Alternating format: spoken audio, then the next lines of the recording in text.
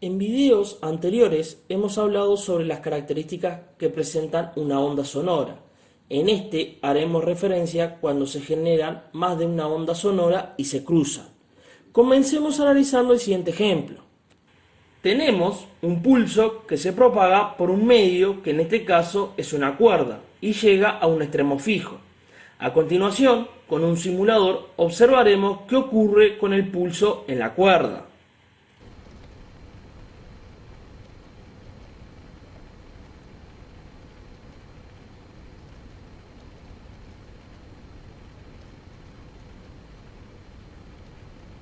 Acabamos de ver que el pulso, al llegar al extremo fijo, se refleja invirtiéndose con respecto al pulso incidente, cambiando el sentido de su velocidad, pero su módulo se mantiene constante, dado que el medio de propagación es el mismo. Si el pulso ahora se propaga por una cuerda y llega a un extremo libre, veremos qué ocurre en el simulador.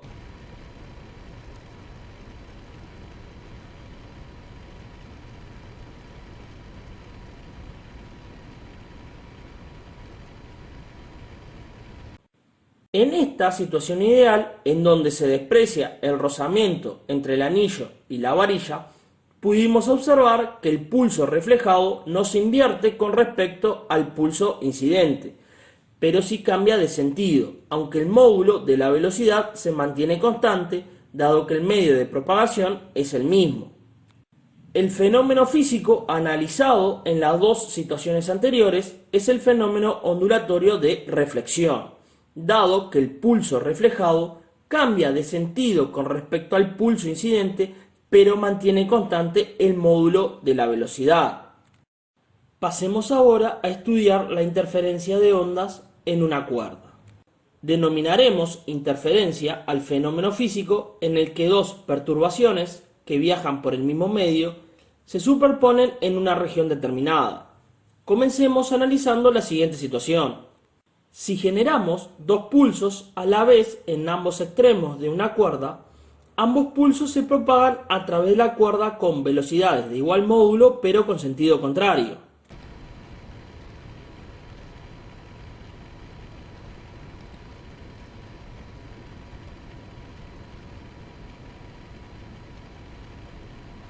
En la reciente situación se pudo observar que los dos pulsos, cuando se intersectaron, en dicho instante se generó un pulso con una amplitud mayor.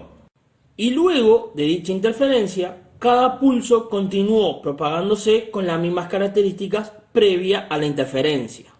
Esta interferencia se la denomina interferencia constructiva, porque al superponerse los dos pulsos, se genera un pulso de mayor amplitud. Si se genera uno de los pulsos invertido con respecto al otro, al superponerse ambos pulsos se generará una deformación menor que cada pulso, denominándose interferencia destructiva. Si los pulsos son perfectamente simétricos, que no es este ejemplo, la cuerda puede estar por un instante en su posición de equilibrio, lo que hace que en dicho momento no la vemos deformada. Y al igual que en la situación anterior, cada pulso seguirá propagándose con las mismas características previas a la interferencia. Comencemos observando la siguiente simulación.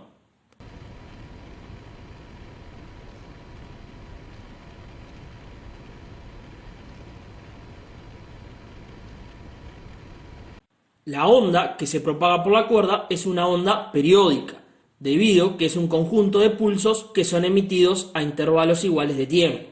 En cada periodo se provoca una perturbación idéntica a la anterior. Esta onda también se la puede llamar onda armónica, debido a que todos los puntos de la cuerda se mueven con un movimiento armónico simple. Esto significa que todos los puntos en algún instante alcanzan la máxima elongación, siendo esta la amplitud de la onda. La frecuencia y el periodo de todos los puntos de la onda es el mismo.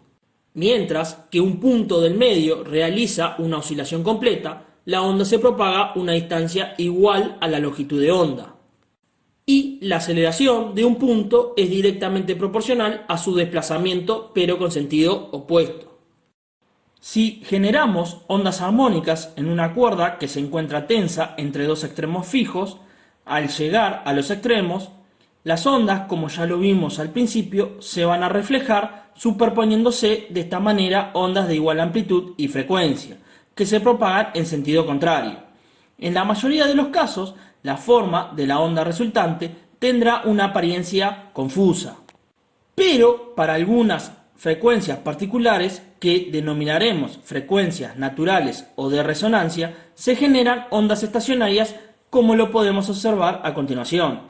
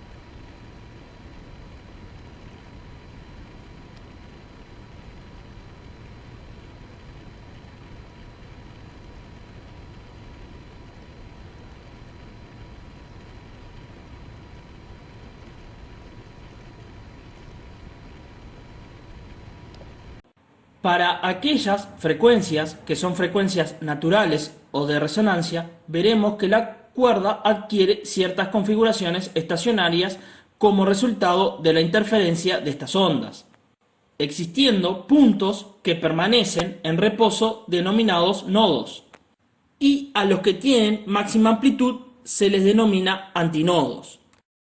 Comencemos analizando una cuerda fija por ambos extremos. Como dijimos, este tipo de ondas se produce solamente para algunos valores de frecuencia.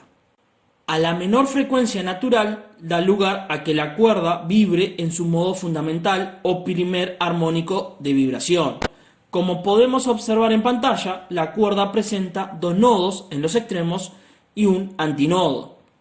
En la siguiente frecuencia que se produce una onda estacionaria es el doble de la frecuencia fundamental, diciendo que la cuerda vibra en el segundo armónico o primer sobretono.